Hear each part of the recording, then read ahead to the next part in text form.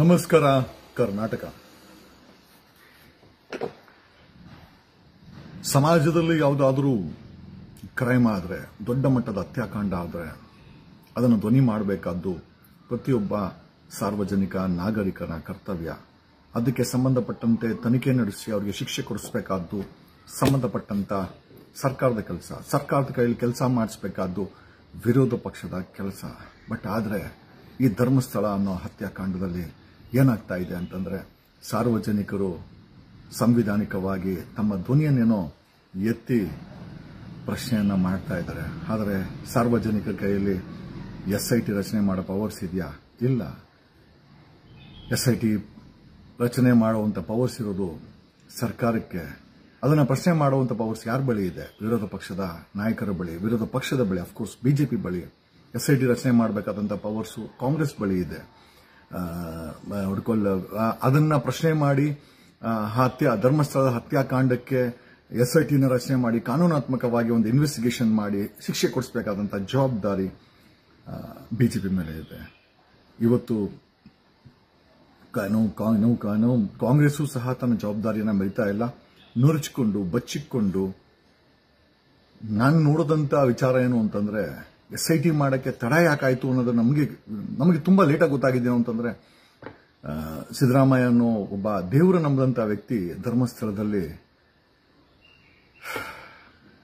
ಕೆಲವರು ಕಾಲಿಗೆ ಬಿದ್ದಿದ್ದಾರೆ ಅಂತಂದ್ರೆ, ಯಾರ ಮೇಲೆ ನಾವು ತನಿಖೆ ಮಾಡಿ ಅಂತ ಹೇಳ್ತಿರೋ, ಯಾರ ಮೇಲೆ ನಮಗೆ ಡೌಟ್ ಇದೆಯೋ ಅವ್ರ ಕಾಲಿಗೆ ಬಿದ್ದಂತ CM, ಡೆಪ್ಯೂಟಿ CM ನಿಜವಾಗ್ಲೂ ಇದನ್ನ ನೋಡಿದ್ರೆ ನಮಗೆ ನ್ಯಾಯ ಸಿಗುತ್ತೆ ಅನ್ನೋ ಭರವಸೆ ಇದೆಯಾ?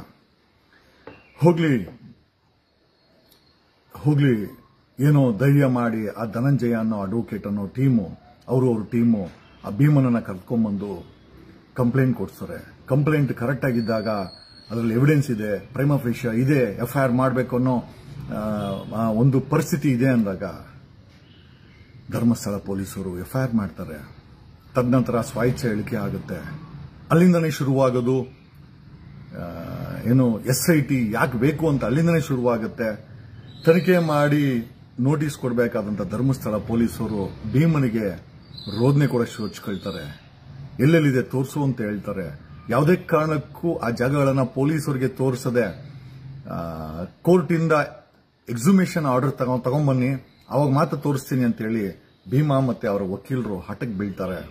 ಈ ಹಠಕ್ಕೆ ಬಿದ್ದಾಗ ಒಂದು ಕಡೆ ಮಾಹಿತಿಗಳನ್ನ ಕಲೆ ಹಾಕಿ ಕೊಲೆಗಾರರಿಗೆ ಹೆಲ್ಪ್ ಮಾಡಕ್ಕೆ ಧರ್ಮಸ್ಥಳ ಪೊಲೀಸರು ನಿಂತಾಗ, ಸಾಮಾನ್ಯ ಜನರ ಧ್ವನಿಯಾಗಿ ನಾವುಗಳು ಇಡೀ ಕರ್ನಾಟಕದ ಜನ ಈ ಒಂದು ಧರ್ಮಸ್ಥಳದ ಹತ್ಯಾಕಾಂಡಕ್ಕೆ SIT ಬೇಕೇ ಬೇಕು ಅಂತ ನಿಂತ್ಕೊಳ್ತಾರೆ. ಬೀದಿಗೆ ಅಡ್ವೊಕೇಟ್ಗಳು ಹೇಳ್ತಾರೆ, ಜನ ವಿಡಿಯೋ ಮಾಡಾಕ್ತಾರೆ. ನಮ್ಮಂತವರು ಈ ಒಂದು ಹತ್ಯಾಕಾಂಡವನ್ನ ನ್ಯಾಷನಲ್ ಮಟ್ಟಕ್ಕೆ, ರಾಷ್ಟ್ರೀಯ ಮಟ್ಟಕ್ಕೆ, ಇಂಟರ್ನ್ಯಾಷನಲ್ ಮಟ್ಟಕ್ಕೆ BBC, CNBC ಅವರುಗಳ ಗಮನಕ್ಕೆ ತಂದು ಮಾಧ್ಯಮದ ಒತ್ತಡ ಏರಲಾಗುತ್ತದೆ. ಆದರೂ ಕೂಡ ಈ CM ಸಿದ್ದರಾಮಯ್ಯ ಮತ್ತೆ DK ಶಿವಕುಮಾರ್ ಸರ್ಕಾರ ಯಾವುದೇ ಕಾರಣಕ್ಕೂ SIT ರಚನೆ ಮಾಡಲ್ಲ. ಆಮೇಲೆ ವಕೀಲರುಗಳು ಬೀದಿಗಿಳಿತಾರೆ, ರೆಪ್ರೆಸೆಂಟೇಷನ್ ಕೊಡ್ತಾರೆ. ಒಬ್ಬ ನಿವೃತ್ತ ನ್ಯಾಯಮೂರ್ತಿಗಳು ಬೀದಿಗಳು ಹೋರಾಟ ಮಾಡುವಂತ ಪರಿಸ್ಥಿತಿ ಕರ್ನಾಟಕದಲ್ಲಿ ಬಂದ್ಬಿಡ್ತದೆ.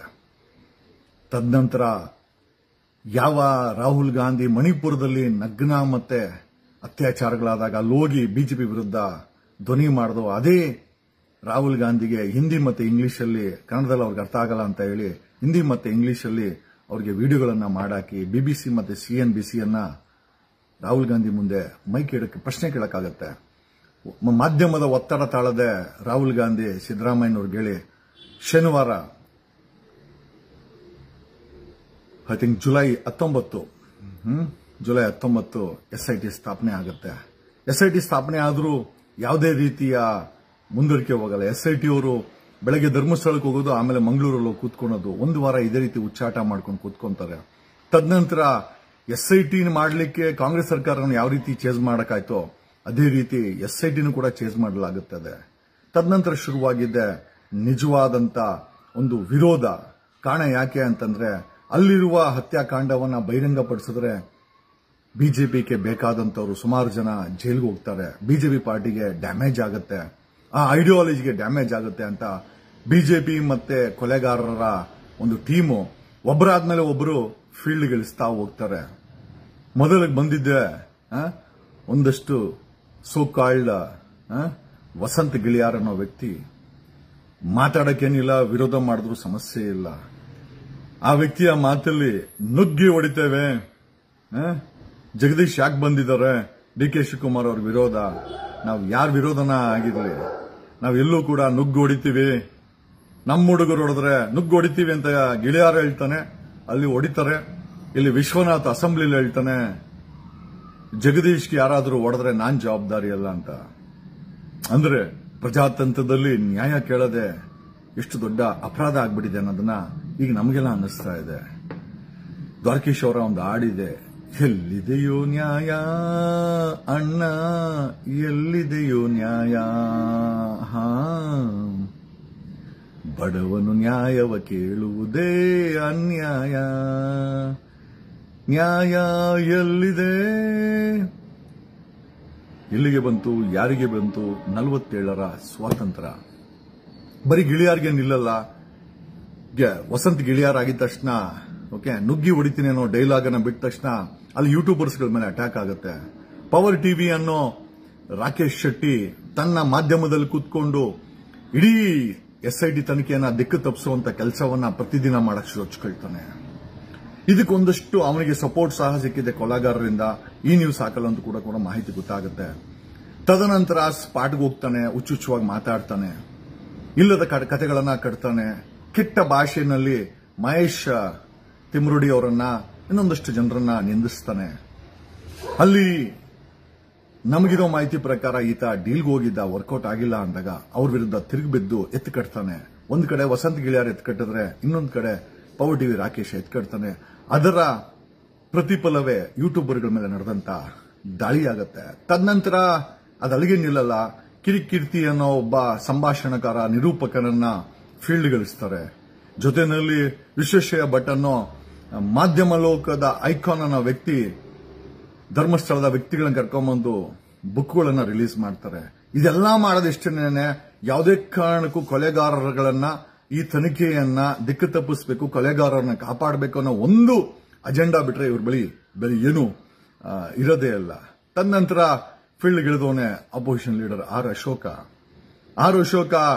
ಈ ಒಂದು SIT ತನಿಖೆಯಿಂದ ಸಾಬ್ರಿದ್ದಾರೆ, ಮುಸ್ಲಿಮ್ಸ್ ಇದ್ದಾರೆ, ಇದರಿಂದ ಕಮ್ಯುನಿಸ್ಟ್ ಕೇರಳ ಗವರ್ಮೆಂಟ್ ಇದೆ. ಆಮೇಲೆ ಇದನ್ನೆಲ್ಲ ಹಿಂದುತ್ವ ಐಡಿಯಾಲಜಿನ ಡ್ಯಾಮೇಜ್ ಮಾಡಕ್ಕೆ, ನಾವ್ ಯಾವ ಹಿಂದುತ್ವ ಐಡಿಯಾಲಜಿನ ಡ್ಯಾಮೇಜ್ ಮಾಡ್ತಾ ಇಲ್ಲ. ನೀವು ಯಾವ ಹಿಂದುತ್ವಗಳು ಅಲ್ಲ. ಹಿಂದುತ್ವ ಹೆಸರಲ್ಲಿ ಅಧಿಕಾರವನ್ನ ತಿಂದವರು, ಹಿಂದೂ ಹೆಣ್ಮಕ್ಳೇ ಅಲ್ಲಿ ಸತ್ತಾಗ ಬಾಯಿ ಮುಚ್ಕೊಂಡು ಕೂತ್ಕೊಂಡು ಅಂತ ಇಡಿಯಟ್ಸ್ ಅಂತ ಇಡೀ ಕರ್ನಾಟಕಕ್ಕೆ ಗೊತ್ತಾಗಿದೆ. ಕಾಂಗ್ರೆಸ್ ಒಂದೇ ಮೇಲೆ ಅಲ್ಲ, ಬಿಜೆಪಿ ಮೇಲೆ ಯಾವುದೇ ರೀತಿಯ, ಬಿಜೆಪಿ ಕಾಂಗ್ರೆಸ್ ಮೇಲೆ ಯಾವುದೇ ಭರವಸೆಗಳು ಸಾಮಾನ್ಯ ಜನರಿಗೆ ಇವತ್ತು ಉಳಿದಿಲ್ಲ. ಇವತ್ತು SITನ ಯಾಕೆ ತಡ ಮಾಡಿದ್ರು ಅಂತ ನೋಡೋದಾದ್ರೆ, ಸಿದ್ದರಾಮಯ್ಯನವರು, DK ಶಿವಕುಮಾರ್ ಧರ್ಮಸ್ಥಳಕ್ಕೆ ಹೋಗಿ ಯಾರ ಕಾಲಿಗೆ ಬಿದ್ರು ಅದನ್ನ ನೋಡಿದಾಗ ನಮ್ಗೆ ನಿಜವಾಗ್ಲೂ ನ್ಯಾಯ ಸಿಗುತ್ತಾ ಅನ್ನೋ ಒಂದು ಡೌಟ್ ಆಗುತ್ತೆ. ತನಿಖೆ ಪಥದಲ್ಲಿರ್ಬೇಕಾದ್ರೆ ಡೆಪ್ಯೂಟಿ CM ಹೇಳ್ತಾರೆ, ಒಂದು SIT ತನಿಖೆ ಮಾಡ್ಕೋದ್ರೆ ಅವರೇ ಮಾಡ್ರು ಅಂತ SIT ಇಟ್ಕೊಂಡು ಒಬ್ಬ ಡೆಪ್ಯೂಟಿ CM ಹೇಳ್ತಾರೆ, ಇದು ಖಾಲಿ ಡಬ್ಬ, ಏನು ಸಿಗ್ತಾ ಇಲ್ಲ ಅಂತ.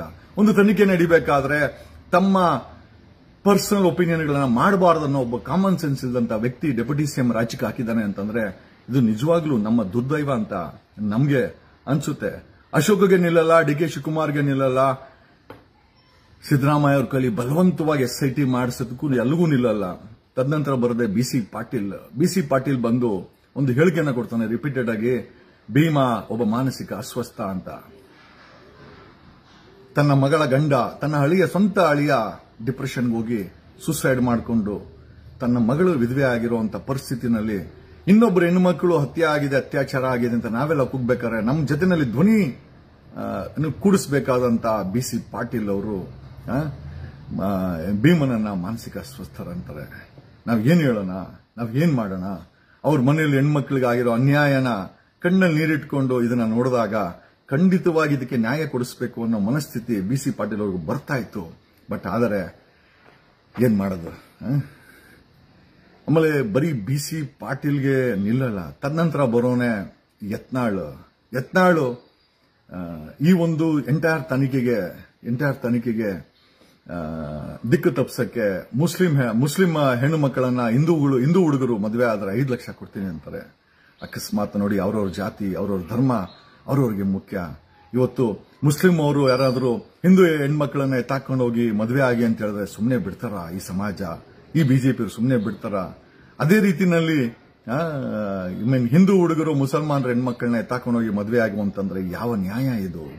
ನಾವು ಯಾವ ಸಮಾಜದಲ್ಲಿ ಬದುಕ್ತಾ ಇದ್ದೀವಿ ಅಂತ ನಮ್ಗನ್ಸಲ್ವಾ? ಏನಾದರೂ ಅನ್ಯ ಧರ್ಮದವರು ಗುಲಾಮರ? ಈ ಒಂದು ಸಾರ್ವತ್ರಿಕ ಪ್ರಜಾಪ್ರಭುತ್ವ ಸಂವಿಧಾನಕ ದೇಶದಲ್ಲಿ, ಒಂದು ರಿಪಬ್ಲಿಕನ್ ದೇಶದಲ್ಲಿ ಕಂಡೋರೆ ಅನ್ಯ ಧರ್ಮದ ಹೆಣ್ಣು ಮಕ್ಕಳನ್ನ ಎತ್ತಾಕೊಂಡು ಹೋಗಿ ಮದುವೆ ಆಗಿ ನಾನು 5 ಲಕ್ಷ ಕೊಡ್ತೀನಿ ಅಂತಂದ್ರೆ, ಎಲ್ಲೋ ಒಂದು ಕಡೆ ನಾಳೆ ನಡೆಯುವಂತ ಕ್ರೈಮ್ಗೆ ಇವನೇ ಅದಕ್ಕೆ BC ಪಾಟೀಲ್ನೇ ನಾಳೆ ದಿವಸ ಅಕಸ್ಮಾತ್ ಯಾರಾದ್ರೂ 5 ಲಕ್ಷಕ್ಕೆ ಆಸೆ ಬಿದ್ದು ಯಾರಾದ್ರೂ ಕೊಲೆಗಿಲೆ ಮದುವೆ ಮಾಡಿಕೊಂಡು ಅವರನ್ನೇನಾದ್ರೂ ಆ ಸಮುದಾಯದವರು ಮುಸಲ್ಮಾನರು ಕೊಲೆ ಮಾಡಿದ್ರೆ ಅದಕ್ಕೆ ಹೊಣೆ ಈ BC ಪಾಟೀಲ್ ಆಗ್ತಾನ? ಇವನೇ ಇಬ್ಬರು ಮಕ್ಕಳು, ಒಬ್ಬನು ಡಾಕ್ಟರ್, ಇನ್ನೊಬ್ಬ ಲಾಯರ್ ಓದ್ತಾ ಇದ್ದಾನೆ. ಮಕ್ಕಳನ್ನ ಫಾರಿನ್ ನಲ್ಲಿ ಓದಿಸ್ತಾ ಇರುವಂತ BC ಪಾಟೀಲ್ ಈ ಸಮಾಜಕ್ಕೆ ಕೊಡುವಂತ ಕೊಡುಗೆ ಏನು ಅಂತಂದ್ರೆ, ಮುಸಲ್ಮಾನರ ಹೆಣ್ಮಕ್ಳನ್ನ ಎತ್ತಾಕೊಂಡು ಹೋಗಿ 5 ಲಕ್ಷ ಕೊಡ್ತೀನಿ ಅಂತ.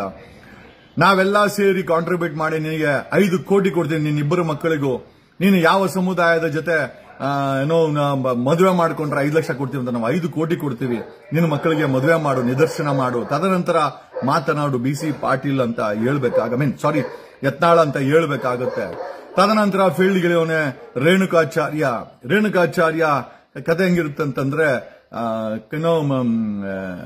ಯಾರಾದ್ರೂ ಧರ್ಮಸ್ಥಳದ ವಿಚಾರದಲ್ಲಿ ಮಾತಾಡಿದ್ರೆ ಅವರನ್ನ ಗಲ್ಲಿಗೇರಿಸಿ ಅವರನ್ನ ಕಲ್ಲಲ್ಲಿ ಹೊಡೀರಿ ಅಂದ್ರೆ ಕ್ರೈಮ್ ಅನ್ನ ಮಾಡೋ ಅಂತ ಹೇಳ್ಕೊಡೋ ಅಂತ ಇಂತ ರೇಣುಕಾಚಾರ್ಯ ಅಂತ ವ್ಯಕ್ತಿಗಳ ಇತಿಹಾಸವನ್ನ ತೆಗೆದು ನೋಡಿದ್ರೆ, ಈಗ ಯಾವ ನರ್ಸ್ ಅನ್ನ ಯಾರು ಕಿಸ್ ಮಾಡಿದ್ರು ಅಂತ ನಾವ್ ಯಾರು ಇಲ್ಲಿ ಹೇಳಕ್ ಹೋಗಲ್ಲ. ಯಾಕೆ ಅಂದ್ರೆ ಸಮಾಜಕ್ಕೆ ಬೇಕಾಗಿರೋದು ಇವತ್ತಿನ ಪರಿಸ್ಥಿತಿನಲ್ಲಿ ಬದುಕೋದು, ಜೊತೆನಲ್ಲಿ ನ್ಯಾಯ ಅಂತ. ಇಂಥ ಸಮಯದಲ್ಲಿ ತಾನೊಬ್ಬ ಶ್ರೇಷ್ಠನೆಂದು ನಾವೊಂದು ಯಾವುದೋ ಒಂದು ಬಾವುಟವನ್ನ ಹಿಡ್ಕೊಂಡು ಒಂದು SID ತನಿಖೆ ಮಾಡಬೇಕಾದ್ರೆ ಬೀದಿಗೆ ಇಳಿದು ಕಲ್ಲಲ್ಲಿ ಹೊಡೀರಿ, ನುಗ್ಗೊಡಿತೀವಿ, 400 ಬಸ್ ಎತ್ಕೊಂಡು ಹೋಗ್ತೀವಿ ಅಂತ ಹೇಳೋ ಈ ಬಿಜೆಪಿಗರ ಪಾಳೆಯವನ್ನ ಏನ್ ಹೇಳ್ಬೇಕು ಅಂತ ಗೊತ್ತಿಲ್ಲ. ಒಂದಂತೂ ನಿಜ, ಜೀವನದಲ್ಲಿ ನ್ಯಾಯ ಅನ್ನೋದು ತುಂಬಾ ಶ್ರೇಷ್ಠ, ಅದು ಸಿಗೋದಿಲ್ಲ, ಅದನ್ನ ಪಡ್ಕೊಳ್ಬೇಕಾಗುತ್ತೆ. ಕೊನೆಯಲ್ಲಿ ಇವತ್ತು ನಮಗಿರುವಂತಹ ಮಾಹಿತಿ ಪ್ರಕಾರ ಮೊನ್ನೆ ಒಬ್ಬ MLA Vishwanath, so-called 4 term MLA ಆಗಿರುವಂತ MLA ವಿಶ್ವನಾಥ್ ಒಂದು ಸ್ಟೇಟ್ಮೆಂಟ್ ಮಾಡ್ತಾನೆ. ಯಾರೋ ಒಬ್ಬ ನಕಲಿ ಅಡ್ವೊಕೇಟ್ ನಮ್ಮ ವಿರುದ್ಧ ಮಾತಾಡ್ತಾನೆ ಅಂತ, ಯಾರೋ ಒಬ್ಬನ ಏಕವಚನದಲ್ಲಿ ಮಾತಾಡ್ತಾನೆ ಅಂತ. 400 ವೆಹಿಕಲ್ ನ ತಗೊಂಡು ನೀನು ಧರ್ಮಸ್ಥಳಕ್ಕೆ ಹೋಗ್ತೀನಿ ಅಂತ ಹೇಳಿದ್ರೆ ಚಪ್ಪಾಳೆ ಹೊಡಿಬೇಕಾ ವಿಶ್ವನಾಥ್? 400 ವೆಹಿಕಲ್ಗಳಿಗೆ 20,000 ಅಂದುಕೊಂಡ್ರೆ ನಿನಗೆ ಬರುವಂತ ಸಂಬಳ 1.5 ಲಕ್ಷಕ್ಕಿಲ್ಲ. ಒಬ್ಬ MLAಗೆ 1.5 ಲಕ್ಷ ಮೇಲೆ ಸಂಬಳ ಇಲ್ಲ. ಒಂದು ವರ್ಷಕ್ಕೆ ನಿನಗೆ 20 ಲಕ್ಷದ ಮೇಲೆ ನಿನಗೆ ಆಮದಾನಿ ಇಲ್ಲ ಒಬ್ಬ MLA ಆಗಿ. ಆದ್ರೂ 80 ಲಕ್ಷ ಖರ್ಚು ಮಾಡಿಕೊಂಡು ವೆಚ್ಚ ಮಾಡಿಕೊಂಡು ಧರ್ಮಸ್ಥಳಕ್ಕೆ 400 ಗಾಡಿ ತಗೊಂಡು ಹೋಗ್ತೀನಿ ಅಂತ ಹೇಳ್ತೀಯಲ್ಲ, ಎಲ್ಲಿಂದ ಬರ್ತಾ ಇದೆ ಈ ಪೆಟ್ರೋಲ್ಗೆ ಕಾಸು? ಈ ಕಾರುಗಳು ಆರ್ಗನೈಸ್ ಮಾಡ್ಲಿಕ್ಕೆ ನಿನಗೆ ದುಡ್ಡು ಎಲ್ಲಿಂದ ಬರ್ತಾ ಇದೆ? ಎಷ್ಟು ಅಕ್ರಮ ಮಾಡಿದ್ಯಾ ವಿಶ್ವನಾಥ್ ಅಂತ ಕೇಳಲೇಬೇಕಾಗಿದೆ. ಇವತ್ತು ಯಾರೋ ನನಗೆ ಮೆಸೇಜ್ ಹಾಕಿದ್ರು, ಅಣ್ಣ ಅದು 400 ಕಾರಲ್ಲ 6,000 ಗಾಡಿಗಳನ್ನ ತಗೊಂತಾ ಹೋಗ್ತಾ ಇದ್ದಾನೆ ಅಂತ. 6,000 ಗಾಡಿಗಳಿಗೆ 20,000 ಎಂದು ನಾವು ಮಲ್ಟಿಪ್ಲೈ ಮಾಡಿದ್ರೆ ಒಂದು ಗಾಡಿಗೆ 20,000 ಅಂದ್ರೆ 12 ಕೋಟಿ ಆಯ್ತು. ನಮ್ಮ ಪ್ರಶ್ನೆ ಏನು ಅಂತಂದ್ರೆ, 1.5 ಲಕ್ಷ ಸಂಬಳ ಬರುವಂತ ವಿಶ್ವನಾಥನಿಗೆ, MLA ವಿಶ್ವನಾಥನಿಗೆ ಈ 12 ಕೋಟಿ ರೂಪಾಯಿ ವೆಚ್ಚ ಮಾಡಿಕೊಂಡು 6,000 ವೆಹಿಕಲ್ ತಗೊಂಡು ಹೋಗ್ತಾ ಇದ್ರೆ ಎಲ್ಲಿಂದ ಬರ್ತಾ ಇದೆ ಹಣ ಅಂತ ಕೇಳಲೇಬೇಕಾಗಿದೆ. ಈತ ಅಸೆಂಬ್ಲಿ ಅನ್ನೋ ದೇವಸ್ಥಾನದಲ್ಲಿ ನಕಲಿ ಅಡ್ವೊಕೇಟ್ ಅಂತ ಹೇಳ್ದ. ಆ ಡಾಕ್ಯುಮೆಂಟ್ಸ್ ಅನ್ನ ಮಾನ್ಯ ಸ್ಪೀಕರ್ ಅವರಿಗೆ, CM ಅವರಿಗೆ, ಕರ್ನಾಟಕ ರಾಜ್ಯದ ಗೃಹ ಮಂತ್ರಿಗಳಿಗೆ, ಜೊತೆಯಲ್ಲಿ ಬೆಂಗಳೂರಿನ ಪೊಲೀಸ್ ಕಮಿಷನರ್ಗೆ ಈತನ ವಿರುದ್ಧ ಸ್ಪೀಕರ್ ಅವರಿಗೆ ಈತನ ವಿರುದ್ಧ ಅಸೆಂಬ್ಲಿಯ ನಡವಳಿಕೆಯ ಅನ್ವಯ ಶಿಸ್ತು ಕ್ರಮವನ್ನ ಜರುಗಿಸಕ್ಕೆ ಕಂಪ್ಲೇಂಟ್ ಅನ್ನ ಕೊಟ್ಟಿದ್ದೇವೆ. ಈತನನ್ನ ಆ ದೇವಸ್ಥಾನದಲ್ಲಿ, ಪ್ರಜಾತಂತ್ರದ ದೇವಸ್ಥಾನದಲ್ಲಿ ನಕಲಿ ಅಡ್ವೊಕೇಟ್ ಹೇಳ್ದ. ನಾನು ಒರಿಜಿನಲ್ ಸರ್ಟಿಫಿಕೇಟ್ಗಳನ್ನ ಸ್ಪೀಕರ್ ಅವರಿಗೆ ಕಳಿಸ್ತಾ ಇದ್ದೀನಿ. ಸ್ಪೀಕರ್ ಅವರು ನೋಡ್ಲಿ, ರಾಜ್ಯದ ಮುಖ್ಯಮಂತ್ರಿಗಳು ನೋಡ್ಲಿ. ಪದೇ ಒಬ್ಬ ವಕೀಲನನ್ನ ಏನೂ ಮಾಡಕ್ಕಾಗಲ್ಲ, ಧ್ವನಿ ಎತ್ತಾನೆ ಅಂತ ಹೇಳಿದ್ರೆ ಪದೇ ನಕಲಿ ಅಡ್ವೊಕೇಟ್, ಡೂಪ್ಲಿಕೇಟ್ ಅಡ್ವೊಕೇಟ್ ಅಂತ ಹೇಳುವಂತ ಆತ್ಮಗಳಿಗೆ ರಾಜ್ಯದ ಮುಖ್ಯಮಂತ್ರಿಗಳು, ಸ್ಪೀಕರು ಇದಕ್ಕೆ ಉತ್ತರವನ್ನ ಕೊಡಬೇಕು ಅಂತ ನಾನು ಈ ಮೂಲಕ ಕೇಳ್ಕೊಳ್ತೀನಿ. ನನ್ನ ಪರ್ಸನಲ್ ಏನೂ ಇಲ್ಲ, ಆದರೆ ಒಬ್ಬ ಧ್ವನಿ ಎತ್ತೋ ವ್ಯಕ್ತಿಯ ತೇಜೋವಧೆ ಮಾಡಲಿಕ್ಕೆ ಸ್ವತಃ ವಿರೋಧ ಪಕ್ಷದ ಒಬ್ಬ MLA ನಿಂತ್ಕೊಳ್ತಾನೆ ಅಂತ ಹೇಳಿದ್ರೆ ಅದು ಬರೀ ನಿಲ್ಲಲ್ಲ, ನುಗ್ಗಿ ಹೊಡೆದ್ರೆ ನನ್ನ ಕೇಳ್ಬೇಡಿ ಅಂತ ಹೇಳ್ತಾನೆ ಅಂತಂದ್ರೆ, ಒಬ್ಬ ನಾಳೆ ದಿವಸ ಯಾರಾದ್ರೂ ಏನಾದ್ರೂ ನಮ್ಗೆ ಅಟ್ಯಾಕ್ ಮಾಡಿದ್ರೆ ಈ ವಿಶ್ವನಾಥನೇ ಅದಕ್ಕೆ ಹೊಣೆ ಆಗ್ತಾನೆ. ಇದಕ್ಕೆ ಸಂಬಂಧಪಟ್ಟಂಗೆ ಸ್ಪೀಕರ್ ಅವರು, ಮಾನ್ಯ ಸ್ಪೀಕರ್ ಅವರು, ಒಬ್ಬ MLA ನಿಮ್ಮ ಸಮ್ಮುಖದಲ್ಲಿ ನುಗ್ಗು ಹೊಡಿತೀನಿ ಅಂತ ಹೇಳಿದ್ರೆ ನಿಮ್ಮ ಜವಾಬ್ದಾರಿ ಅಲ್ಲಿ ಮುಗಿದೋಗಲ್ಲ ಸ್ಪೀಕರ್ ಸಾಹೇಬ್ರೆ, UT ಖಾದರ್ ಸಾಹೇಬ್ರೆ. ಒಬ್ಬ ನಾಗರಿಕನನ್ನ ನಕಲಿ ಅಡ್ವೊಕೇಟ್ ಅನ್ನೋದಲ್ದ್ರೆ ಧ್ವನಿ ಎತ್ತರಂತ ವ್ಯಕ್ತಿನ ನುಗ್ಗಿ ಹೊಡೆದ್ರೆ ಅದಕ್ಕೆ ನಾನು ಜವಾಬ್ದಾರಿ ಇಲ್ಲ ಅಂತಂದ್ರೆ, ಯಾರಾದ್ರೂ ನುಗ್ಗಿ ಹೊಡೆದ್ರೆ ಅದಕ್ಕೆ ಈ ವಿಶ್ವನಾಥನೇ ಜವಾಬ್ದಾರಿ ಆಗುತ್ತೆ. ಅದನ್ನ ಪ್ರಿವೆಂಟ್ ಮಾಡಬೇಕಾದ್ದು ಅಸೆಂಬ್ಲಿಯ ಸ್ಪೀಕರ್ ಆದಂತ ನಿಮ್ಮ ಖಾದ್ಯ ಕರ್ತವ್ಯ. ಹಾಗಾಗಿನೇ ನಿಮಗೆ ನಾನು ಕಂಪ್ಲೇಂಟ್ ಅನ್ನ ಕೊಡ್ತಾ ಇದ್ದೀನಿ. ಮಾನ್ಯ ಮುಖ್ಯಮಂತ್ರಿಗಳಿಗೆ ಕಂಪ್ಲೇಂಟ್ ಅನ್ನ ಈ ಒಂದು ವಿಶ್ವನಾಥನ ವಿರುದ್ಧ ಕೊಡ್ತಾ ಇದ್ದೀವಿ. ಆಮೇಲೆ ಕಳೆದ 17 ವರ್ಷದಲ್ಲಿ ಈತ ಯಲಹಂಕ MLA ಹೇಳ್ಕೊಳೋದು, ಈತನಿಗೆ ವೋಟ್ ಹಾಕಿದ್ದು, ಮೆಜಾರಿಟಿ ವೋಟ್ ಹಾಕಿರೋದು ಒಕ್ಕಲಿಗರು, ಇಲ್ಲಿನ ಸಾಮಾನ್ಯ ಜನರು. ರೆಡ್ಡಿ ಜನಾಂಗದ ಈ ವಿಶ್ವನಾಥ ಮಾಡಿದಂತ ಅಕ್ರಮಗಳು ಒಂದೆರಡಲ್ಲ.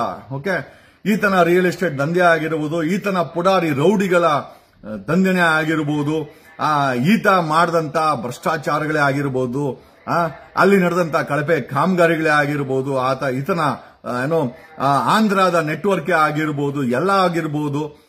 ಅಲ್ಲ ಮತ್ತೆ ಇದೇ ಯಲಹಂಕದಲ್ಲಿ ನಡೆದಂತ ಪೊಲಿಟಿಕಲ್ ಮರ್ಡರ್ಸೇ ಆಗಿರಬಹುದು. ಎಲ್ಲದಕ್ಕೂ ಒಂದು ಲೆಕ್ಕಾಚಾರ, ಒಂದು ಆಡಿಟ್, ಒಂದು ಟೀಮ್ ಮಾಡ್ತಾ ಇದೆ.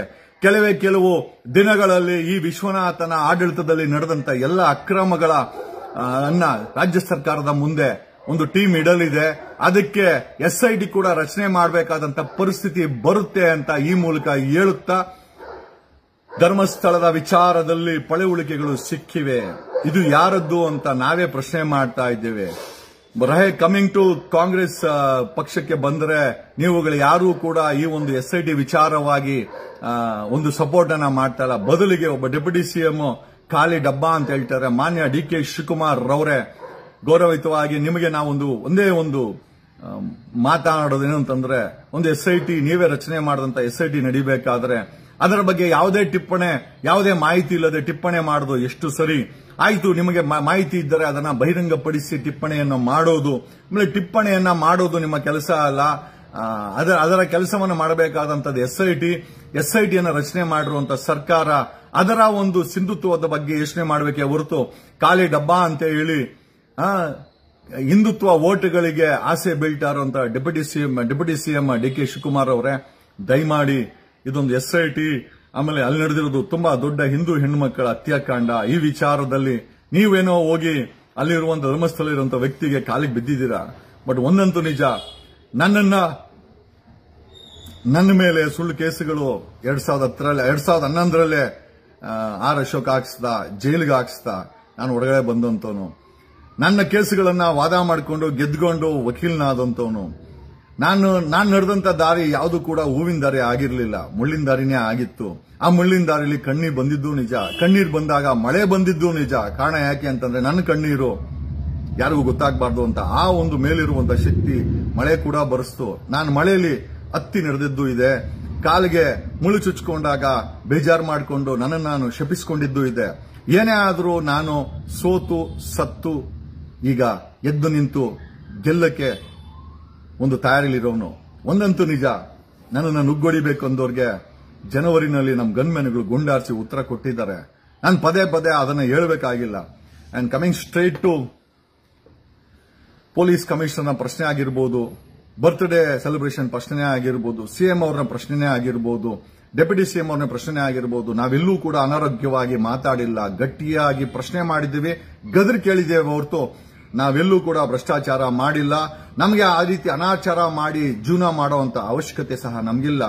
ನಾನೊಬ್ಬ ವಕೀಲ ಅಂತ ಹೇಳಲಿಕ್ಕೆ ನನ್ನ ಹತ್ರ ದಾಖಲೆ ಇದೆ. ನಕಲಿ ಅಂತ ಹೇಳೋ ಆತ್ಮಗಳ ನಾಲ್ಗೆ ಮೇಲೆ ನಿಜವಾಗ್ಲೂ ಸತ್ಯ ಇದೆಯಾ ಸುಳ್ಳಿದೆಯಾ ಅಂತ ಸಮಯನೇ ಹೇಳುತ್ತೆ ಅಂತ ಹೇಳುತ್ತಾ, ಲಂಕೇಶ್ ಒಂದು ಮಾತು ಹೇಳಿದ್ರು, ಸಾರ್ವಜನಿಕ ಜೀವನಕ್ಕೆ ಬರಬೇಡಿ, ಬಂದ್ರೆ ಜನ ಹೊಗಳ್ತಾರೆ, ತೆಗಳ್ತಾರೆ, ಬೊಗಳ್ತಾರೆ, ಕ್ಯಾಕರಿಸಿ ಉಗಿತಾರೆ ಅಂತ. ನಾನು ಎಲ್ಲದಕ್ಕೂ ತಯಾರಿ ಇದ್ದೇನೆ. ಈ ಒಂದು ಸಾಮಾನ್ಯ ಜನರ ಹೋರಾಟಕ್ಕೆ ನಾನು ಬಂದಿದ್ದೀನಿ. ನಾನು ವಿಶ್ವದಲ್ಲಿ ಕಂಡಂತ ಚಿ ಗಿವಾರೋ ಆಗಿರ್ಬೋದು, ನೆಲ್ಸನ್ ಮಂಡೇಲಾ ಆಗಿರ್ಬೋದು, ಅಥವಾ ನಮ್ಮ ದೇಶದ ಮಹಾತ್ಮ ಗಾಂಧಿ ಆಗಿರ್ಬೋದು, ಸ್ವತಂತ್ರ ಹೋರಾಟಗಾರರಾದ ನೂರಾರು ಸ್ವತಂತ್ರ ಹೋರಾಟಗಾರರಾಗಿರ್ಬೋದು, ಉಧಮ್ ಸಿಂಗ್ ಆಗಿರ್ಬೋದು, ಭಗತ್ ಸಿಂಗ್ ಆಗಿರ್ಬೋದು, ಇವರೆಲ್ಲ ನೋಡಿ ನಾವು ಕೂಡ ಪ್ರೇರೇಪಣೆ ಆಗಿದ್ದೇವೆ. ಒಂದು ಮಟ್ಟದಲ್ಲಿ ನಾವು ಅವರ ಕೆಲಸ ಮಾಡಕ್ಕಾಗಿಲ್ಲ ಅಂದ್ರು ಅವರ ಕಾಲು ಧೂಳಿನ ಕೆಲಸ ಆದ್ರೂ ಮಾಡ್ಲಿಕ್ಕೆ ನಾವೆಲ್ಲ ತಯಾರಾಗಿದ್ದೇವೆ. ಆಮೇಲೆ ನನ್ನನ್ನ 4 ಬಾರಿ ಜೈಲಿಗೆ ಹಾಕಿಸಿ ಈ ಎಲ್ಲಾ ಪಕ್ಷಗಳು ನನ್ನನ್ನ ಖಂಡಿತವಾಗಿ ಪರೀಕ್ಷೆ ಮಾಡಿದೆ. ನನ್ನ ಮೇಲೆ ಕೇಸ್ ಹಾಕ್ತೀನಿ, ನನಗೆ ನುಗ್ಗು ಹೊಡಿಸ್ತೀವಿ ಎಂದವ್ರಿಗೆ ನಮ್ಮ ಗನ್ ಮೆನ್ಗಳು ಶೂಟ್ ಮಾಡಿ ಗಾಳಿನಲ್ಲಿ ಗುಂಡಾರಿಸಿ ಉತ್ತರವನ್ನ ಕೊಟ್ಟಿದ್ದಾರೆ. ನನ್ನ ಪ್ರಾಪರ್ಟಿ ನನ್ನನ್ನ ರಕ್ಷಣೆ ಮಾಡ್ಕೊಳ್ಳಲಿಕ್ಕೆ ನಮ್ಮ ಅಂಗರಕ್ಷಕರಿದ್ದಾರೆ. ಸರ್ಕಾರ ಇದುವರೆಗೂ ಕೊಟ್ಟಿಲ್ಲ. ನಾನು ನನ್ನ ಅಂಗರಕ್ಷಕರನ್ನ ಮಡ್ಕೊಂಡಿದ್ದೇನೆ. ಆ ರೀತಿ ಬಂದ್ರೆ ನನ್ನ ಅಂಗರಕ್ಷಕರು ಸೆಲ್ಫ್ ಡಿಫೆನ್ಸ್ ಅಲ್ಲಿ ಏನು ಉತ್ತರ ಕೊಡಬೇಕು ಅಂತ ಅವ್ರಿಗೆ ಸಮಯ ಗೊತ್ತಾಗುತ್ತೆ ಅಂತ ಹೇಳುತ್ತಾ, ಈ ರೀತಿ ಉಚ್ಚಾಟವಾಗಿ ನುಗ್ಗೊಡಿತೀವಿ ಅಂತ ಹೇಳಿದಂತ ಗಿಳಿಯಾರೇ ಆಗಿರ್ಬೋದು, ಯಾರಾದ್ರೂ ಹೊಡೆದ್ರೆ ಅದಕ್ಕೆ ನಾನ್ ಜವಾಬ್ದಾರಿ ಅಲ್ಲ ಅಂತ ಹೇಳಿದಂತ MLA ವಿಶ್ವನಾಥ್ ಅವರಿಗೆ ಹೇಳಕ್ ಇಷ್ಟಪಡೋದೇನು ಅಂತಂದ್ರೆ, ನಾವು ಬದುಕ್ತಾ ಇರೋದು ಡೆಮೋಕ್ರಸಿನಲ್ಲಿ, ಯಾವುದೋ ಗೂಂಡಾ ರಾಜ್ಯದಲ್ಲ ವಿಶ್ವನಾಥ ಗಿಳಿಯಾರ್ ಅಂತ ಹೇಳುತ್ತಾ, ರಹೇ ಬಾತ್ ಖಾಲಿ ಡಬ್ಬಾ ಅಂತ ಹೇಳಿದಂತ DK ಶಿವಕುಮಾರ್ ಅವರೇ ತಾವೇ ರಚಿಸಿದಂತ SIT ನಲ್ಲಿ ತಾವು ಈ ರೀತಿ ಸ್ಟೇಟ್ಮೆಂಟ್ ಕೊಟ್ಟಿರೋದು ಸಾಂವಿಧಾನಿಕವಾಗಿ ಸರಿಯಲ್ಲ ಅಂತ ಹೇಳುತ್ತಾ, ನಿಮಗೆ ಬುದ್ಧಿ ಹೇಳುವಂತ ಮಟ್ಟದಲ್ಲಿ ನಾವಿಲ್ಲ ಅಂದ್ರೂ ಕೂಡ ಒಂದು 4 ಮಾತನ್ನ ಕಿವಿ ಮಾತಿಗೆ ಹೇಳಲೇಬೇಕು. ನನಗೆ ಫೋನ್ ಮಾಡಿ ಕೆಟ್ಟದಾಗಿ ಮಾತಾಡಿ ನನಗೆ ಧಮಕಿ ಹಾಕರೆ ಏನೂ ಪ್ರಯೋಜನ ಆಗಲ್ಲ. ಬದಲಿಗೆ ನೀವು ಕೆಟ್ಟದಾಗ ಮಾತಾಡಿದ್ರೆ ನಾನು ಕೂಡ ಕೆಟ್ಟದಾಗೆ ಉತ್ತರ ಕೊಡ್ತೀನಿ. ಯಾಕೆ ಅಂತಂದ್ರೆ ನೀವು ಮಾತಾಡುವಂತ ಕೆಟ್ಟ ಭಾಷೆಗೆ ನನ್ನ ಒಳ್ಳೆ ಸತ್ಯ ಹರಿಶ್ಚಂದ್ರನ ಭಾಷೆ ನನಗೆ ಬೇಕಾಗಿಲ್ಲ. ನೀವು ಯಾವ ರೀತಿ ಐ ಆಮ್ ಯುವರ್ ಮಿರರ್. ನೀವು ಕೆಟ್ಟದಾಗಿ ಫೋನಲ್ಲಿ ಮಾತಾಡಿದ್ರೆ ನಾನು ಕೂಡ ಕೆಟ್ಟದಾಗೆ ಮಾತಾಡ್ತೀನಿ. ಯಾಕೆ ಅಂತಂದ್ರೆ ಮುಳ್ಳನ್ನ ಮುಳ್ಳಿಂದನೇ ತೆಗಿಬೇಕು. ನಿಮ್ಮಂತ ವಲಸು ಜನಗಳಿಗೆ ವಲಸಾಗೆ ಉತ್ತರ ಕೊಡಬೇಕು. ಯಾಕೆ ಅಂತಂದ್ರೆ ಅದೇ ಜಗತ್ತಿನ ನಿಯತ್ ಅಂತ ಹೇಳುತ್ತಾ, ನಾನು ಸೋತು ಸತ್ತು ಈಗ ಎದ್ದು ನಿಂತಿರೋನು. ಓಕೆ, ಯಾವುದೇ ಕಾರಣಕ್ಕೂ ಧರ್ಮಸ್ಥಳದ ವಿಚಾರದಲ್ಲಿ ಸಾರ್ವಜನಿಕ ಕೂಗನ್ನ ತಣ್ಣಗಾಗಕ್ಕೆ ನಾವು ಬಿಡಲ್ಲ. ಅಕಸ್ಮಾತ್ SIT ಅನ್ನ ಖಾಲಿ ಡಬ್ಬಾ ಅನ್ನೋದಾದ್ರೆ ದಯಮಾಡಿ we will file a writ petition in high court or supreme court and ask the court to monitor this SIT ಅನ್ನೋದು DK ಶಿವಕುಮಾರ್ಗೆ, CM ಸಿದ್ದರಾಮಯ್ಯನವರಿಗೆ ಭಾರ ಅನ್ನೋದಾಗೋದಾದ್ರೆ ನಾವು ಕೋರ್ಟಿನ ಮೊರೆ ಹೋಗ್ತೇವೆ. We will ask the court to take over the SIT and monitor the SIT on day to day basis appointing a retired high court or supreme court judge ಅಂತ ಹೇಳುತ್ತಾ, ಒಂದು ದೊಡ್ಡ ವಕೀಲರ ತಂಡನೆ ಅಡ್ವೊಕೇಟ್ ಧನಂಜಯ ಆಗಿರ್ಬೋದು, ರಂಗನಾಥ್ ಆಗಿರ್ಬೋದು, ಅಡ್ವೊಕೇಟ್ ಬಾಲನ್ ಆಗಿರ್ಬೋದು, ಪ್ರದೀಪ್ ಅವರು ಆಗಿರ್ಬೋದು, ಒಂದು ದೊಡ್ಡ ಮಟ್ಟದ ವಕೀಲರ ತಂಡನೆ ಸಾರ್ವಜನಿಕ ಹಿತಾಸಕ್ತಿಯಲ್ಲಿ ಈ ಕೇಸ್ಗೆ ಕೆಲಸ ಮಾಡ್ತಾ ಇದೆ. ಒಂದಂತೂ ನಿಜ, ನಮ್ಮಲ್ಲಿ ತಾಳ್ಮೆ ಇದೆ, ನಮ್ಮಲ್ಲಿ ನಂಬಿಕೆ ಇದೆ. ಈ ಪ್ರಜಾತಂತ್ರ ವ್ಯವಸ್ಥೆನಲ್ಲಿ ಓಕೆ ನ್ಯಾಯ ಅನ್ನೋದನ್ನ ಹುಡ್ಕೊಂಬರಲ್ಲ, ನಾವು ಹುಡ್ಕೊಂಡು ತಗೊಳ್ಬೇಕಾಗತ್ತೆ. ಆ ಕೆಲಸವನ್ನ ನಾವು ನಮ್ಮ ಟೀಮ್ ಮಾಡ್ತಾ ಇದ್ರೆ, ಈ ಒಂದು ಕಾರ್ಯಕ್ಕೆ ಧ್ವನಿ ಜೋಡಿಸಿರೋರು, ಕಮೆಂಟ್ ಹಾಕಿರೋರು, ಶೇರ್ ಮಾಡಿರೋರು, ಶಬಾಸ್ಗಿರಿ ಹೇಳ್ತಾ ಇರೋರು, ಎಸ್ ಜಗ್ಗಣ್ಣ ಒಂದು ಕಾಲದಲ್ಲಿ ನಿಮ್ಮನ್ನ ವಿರೋಧ ಮಾಡಿದ್ವಿ, ಆದ್ರೆ ನೀವು ಮಾನವೀಯತೆ ಜೊತೆ ನಿಂತ್ಕೊಂಡಿದ್ದೀರಾ, ಹೆಣ್ಮಕ್ಳ ಪರವಾಗಿ ನಿಂತ್ಕೊಂಡಿದ್ದೀರಾ, ಸೌಜನ್ಯ ಪ್ರಕರಣದಲ್ಲಿ ಸತ್ತೋಗಿರೋ ಸೌಜನ್ಯ ಪ್ರಕರಣಕ್ಕೆ ಒಂದು ಜೀವ ತರಕ್ಕೆ ಪ್ರಯತ್ನ ಬೀಳ್ತಾ ಇದ್ದೀರಾ ಅಂತ ಹೇಳ್ತಾ ಇರೋ ಪ್ರತಿಯೊಬ್ಬರಿಗೂ ನನ್ನ ನಮನ ಅಂತ ಹೇಳುತ್ತಾ, ನಾನು ನಿಮ್ಮನೆ ಮಗ, ನಾನು ಯಾವತ್ತೂ ದ್ರೋಹ ಮಾಡಲ್ಲ. ನನಗಂತ ಬುದ್ಧಿನೂ ಇಲ್ಲ, ಭಗವಂತ ನನಗೆಲ್ಲ ಕೊಟ್ಟಿದ್ದಾನೆ. ಒಂದೇ ಒಂದಿದೆ, ಹಿಡ್ಕೊಂಡಂತ ನಾನು ಯಾವತ್ತೂ ಬಿಡಕ್ ಹೋಗೋದಿಲ್ಲ. ಆಮೇಲೆ ನ್ಯಾಯ ಸಿಗೋವರೆಗೂ ನಾನು ಸುಮ್ಮನೆ ಇರಕ್ ಹೋಗೋದಿಲ್ಲ. ಎಲ್ಲದಕ್ಕಿಂತ ಹೆಚ್ಚಾಗಿ ಕೊನೆಯಲ್ಲಿ ಒಂದೇ ಒಂದು ಮಾತು ಹೇಳಿ ಈ ವಿಡಿಯೋನ ಮುಗಿಸ್ತಾ ಇದ್ದೀನಿ. ಈ ಬರೀ ಧರ್ಮಸ್ಥಳದ ಹತ್ಯಾಕಾಂಡದಲ್ಲಿ ಬರೀ ಹೋರಾಟ ಒಂದೇ ನಡೆದಿಲ್ಲ, ಒಂದು ದೊಡ್ಡ ಮಟ್ಟದ ರೋಲ್ ಕಾಲ್ ಸಹ ನಡೆದಿದೆ. ಅದಕ್ಕೆ ಒಂದು ಸ್ಮಾಲ್ ಉದಾಹರಣೆ ಕೊಡ್ತಾ ಇದ್ದೀವಿ. ಮುತಾಲಿಕ್ ಅನ್ನೋ ವ್ಯಕ್ತಿ ಆಗಸ್ಟ್ 12ನೇ ತಾರೀಕು 2023 ಮಹೇಶ್ ತಿಮ್ರೋಡಿ ಅವ್ರ ಮನೆಗೆ ಹೋಗ್ತಾನೆ. ಬೇಡ ಅಂತ ಹೇಳಿದ್ರು, ಅಲ್ಲಿರುವಂತಹ ವ್ಯಕ್ತಿಗಳನ್ನ ಕರ್ಕೊಂಡು ಅವ್ರ ಮನೆಗೆ ಹೋಗ್ತಾನೆ, ಪರಿಚಯ ಮಾಡ್ಕೊಳ್ತಾನೆ. 2023 ಆಗಸ್ಟ್. ತದನಂತರ 3 ತಿಂಗಳಲ್ಲಿ ಒಂದು ದೊಡ್ಡ ಮಟ್ಟದ ಸೌಜನ್ಯ ಹೋರಾಟ ನಡೀತದೆ. ಆ ಸೌಜನ್ಯ ಹೋರಾಟದಲ್ಲಿ ಈತ ಮೈಕ್ ಎತ್ಕೊಂಡು ಭಾಷಣ ಮಾಡ್ತಾನೆ ಈ ಮುತಾಲಿಕ್ ಅನ್ನೋ ವ್ಯಕ್ತಿ. ತದನಂತರ ಬೆಂಗಳೂರಿನ HSR ಲೇಔಟ್ ಅಲ್ಲಿ ಒಬ್ಬ ಡ್ಯಾಶ್ ಜೈನ ಮನೆಗೆ ಹೋಗಿ ಅಲ್ಲಿ ಡೀಲ್ ಮಾಡ್ಕೊಂತಾನೆ. ತದನಂತರ ಒಂದು ಹೋಟೆಲ್ ಅಲ್ಲಿ ಈತನಿಗೆ ಪೇಮೆಂಟ್ ಆಗಿದೆ ಅಂತ ಸ್ವತಃ ಜೊತೆಲಿದ್ದವರು ಹೇಳಿದ್ದಾರೆ. ನಾಚಿಕೆ ಆಗಬೇಕು. ಹಿಂದುತ್ವ ಅಂತ ಹೇಳ್ಕೊಂಡು ಹೋರಾಟ ಮಾಡುವಂತ ಮುತಾಲಿಕ್ ವ್ಯಕ್ತಿ, ನೀನು ಆ ಹೆಣ್ಣು ಮಕ್ಕಳ ಆತ್ಮಗಳನ್ನ ಬೆಂಗಳೂರಲ್ಲಿ ಯಾವುದೋ ಹೋಟ್ಲಲ್ಲಿ ಒಂದಿಷ್ಟು 5 ಲಕ್ಷಕ್ಕೋ 10 ಲಕ್ಷಕ್ಕೋ ಮಾರಾಟ ಮಾಡ್ಕೊಂಡೆ ಅಂತ ಕಿವಿ ಕೇಳಿದಾಗ ನಮಗೆ ಮೈಯೆಲ್ಲ ಜುಮ್ಮಂತು ಅಂತ ಹೇಳುತ್ತಾ, ಈ ಒಂದು ಧರ್ಮಸ್ಥಳ ಹತ್ಯಾಕಾಂಡದ ಹೋರಾಟದಲ್ಲಿ ಬರೀ ಹೋರಾಟ ಒಂದೇ ನಡೆದಿಲ್ಲ, ರೋಲ್ ಕಾಲ್ಗಳು ನಡೆದಿದೆ. ಈ ರೋಲ್ ಕಾಲ್ಗ ಫಸ್ಟ್ ನೇಮೇ ಈ ಒಂದು ಮುತಾಲಿಕ್ ಅಂತ ಹೇಳುತ್ತಾ, ಅವರ ಹೆಸರುಗಳು ಮುಂದಿನ ದಿನಗಳಲ್ಲಿ ಮುಂದಕ್ಕೆ ಬಂದೇ ಬರುತ್ತೆ. ಅವ್ರನ್ನು ಕೂಡ ಎಕ್ಸ್ಪೋಸ್ ಮಾಡ್ತೀವಿ. ಬಟ್ ಆದರೆ SIT ತನಿಖೆ ಮುಗಿಬೇಕು. ತಪ್ಪಿತಸ್ಥರಿಗೆ ನ್ಯಾಯ ಆಗಲೇಬೇಕು ಅಂತ ಹೇಳುತ್ತಾ ಈ ವಿಡಿಯೋನ ಮುಗಿಸ್ತಾ ಇದ್ದೀನಿ. ನಾನು ನಿಮ್ಮ advocate Jagadish. Thanks a lot. Love you all. ಜೈ ಕರ್ನಾಟಕ, ಜೈ ಬೆಂಗಳೂರು, ಜೈ ಧರ್ಮಸ್ಥಳ.